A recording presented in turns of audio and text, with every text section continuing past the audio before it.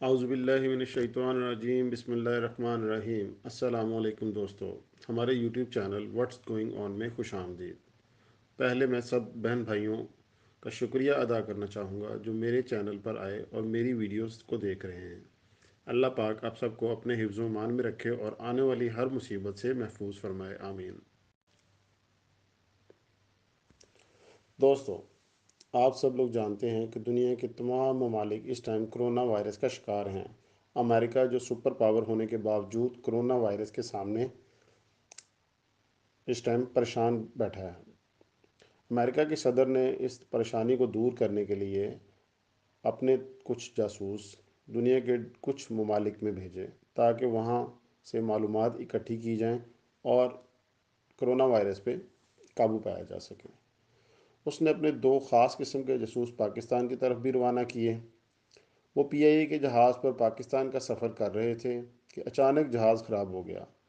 Pilot نے اعلان کیا کہ جہاز کے چاروں انجن فیل ہو چکے ہیں، لیکن آپ لوگوں کو گھبرانے کی کوئی ضرورت نہیں، کوئی نہ کوئی جگاڑ لگا لیا جائے گا۔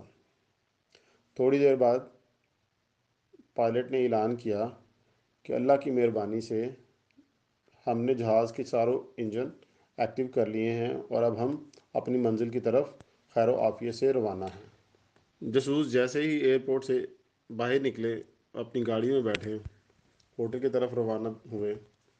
راستے میں اچانک ہی گاڑی خراب ہو گئی۔ انہوں نے ڈرائیور سے پوچھا کہ گاڑی کو کیا ہوا ہے۔ ڈرائیور نے کہا کہ شاید گاڑی میں کوئی مسئلہ پیدا ہو گیا ہے، گاڑی خراب ہو گئی ہے، لیکن آپ پریشان نہ ہوں، میں کوئی جگاڑ لگاتا ہوں۔ 5-10 منٹ کی محنت کے بعد ڈرائیور نے گاڑی سٹارٹ کر لی۔ جاسوسوں نے پوچھا کہ بھائی گاڑی کو کیا ہوا تھا؟ ڈرائیور نے کہا کچھ نہیں ہوا تھا، بس کوئی جگاڑ لگنا تھا، لگ گیا، گاڑی سٹارٹ ہو گئی ہے، چلتے ہیں ہم ہوٹل کی طرف، آپ پریشان نہ ہوں۔ دونوں جاسوس بڑے پریشان۔ بہرحال ہوٹل پہنچ گئے۔ جیسے ہی ہوٹل پہنچے، ان کو روم میں چیک ان ہوا، انہوں نے ریسٹ کیا، لیٹ گئے۔ تھوڑی دیر بعد پتہ لگا کہ ہوٹل میں آگ لگ گئی ہے۔ بڑے پریشان ہوئے۔ ایمبولنس کی گاڑیاں آ گئیں لوگوں کو بچانے کے لیے، فائر بریگیڈ آ گیا، لیکن سڈنلی پریشانی اور شور و غل شروع ہو گیا۔ پوچھنے میں پتہ چلا کہ ان کا کمرہ 10ویں فلور پہ ہے، پر جو فائر بریگیڈ کی آگ بجھانے والا سسٹم ہے وہ 8ویں یا 9ویں فلور سے اوپر پانی پھینک ہی نہیں رہا۔ جاسوس بڑے پریشان اس وجہ سے، سارے لوگ پریشان تھے۔ فائر بریگیڈ والوں نے ان کو حوصلہ دیا، ہوٹل والوں نے ان کو حوصلہ دیا، ٹینشن نہ لیں، کوئی نہ کوئی جگاڑ لگاتے ہیں، آگ بجھ جائے گی۔ بہرحال تھوڑی دیر بعد آگ بجھ گئی۔ جاسوس بڑے پریشان کہ یار یہ جگاڑ پتہ نہیں کیا چیز ہے۔ اگلے دن جاسوس لاہور شہر اور ڈفرینٹ علاقوں میں وزٹ کرنے کے لیے نکل پڑے۔ انہوں نے ہاسپٹل اور ڈفرینٹ جگہوں کا معائنہ کیا اور انہیں احساس ہوا کہ یہاں تو ہر بندہ جگاڑ لگا رہا ہے کرونا وائرس سے بچنے کے لیے۔ ڈاکٹر اپنے جگاڑ لگا رہے ہیں، عوام اپنی جگاڑ لگا رہی ہے،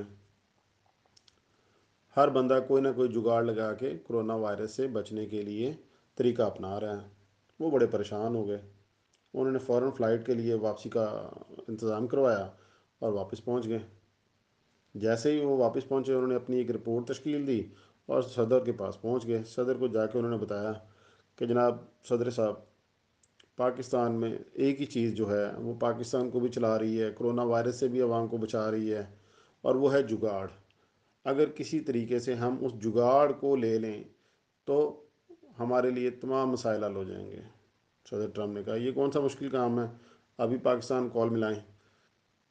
انہوں نے کال ملائی۔ آگے سے وزیر اعظم سے جب بات ہوئی تو انہوں نے کہا جناب کہ ہمیں کرونا وائرس سے بچنے کے لیے وہ جگاڑ چاہیے جس سے آپ کی عوام کرونا وائرس پہ قابو پا رہی ہے۔ وزیر اعظم نے آگے سے جواب دیا کہ جناب میں جگاڑ تو نہیں دے سکتا، ابھی جگاڑ میرے لیے بہت ضروری ہے۔ صدر ٹرمپ نے کہا کہ جتنی بھی قیمت مانگتے ہو مانگو، پر جگاڑ مجھے چاہیے۔ لیکن کمال ہمارا وزیر اعظم، اس نے کہا معذرت میں جگاڑ نہیں دے سکتا، کیونکہ اگر جگاڑ میں نے دے دیا تو کرونا وائرس سے تو لوگ پھر بھی بچ جائیں گے، پر میری حکومت نہیں بچ سکتی، اس لیے میں معافی چاہتا ہوں، جگاڑ آپ کو نہیں دیا جا سکتا، میری تو ساری حکومت ہی جگاڑ پہ چل رہی ہے۔ دوستوں میں معذرت چاہتا ہوں، لیکن آج کل کرونا وائرس کی وجہ سے ہم ہر طرف جگاڑ کے ساتھ ہی اس کا علاج کرنے کی کوشش کر رہے ہیں۔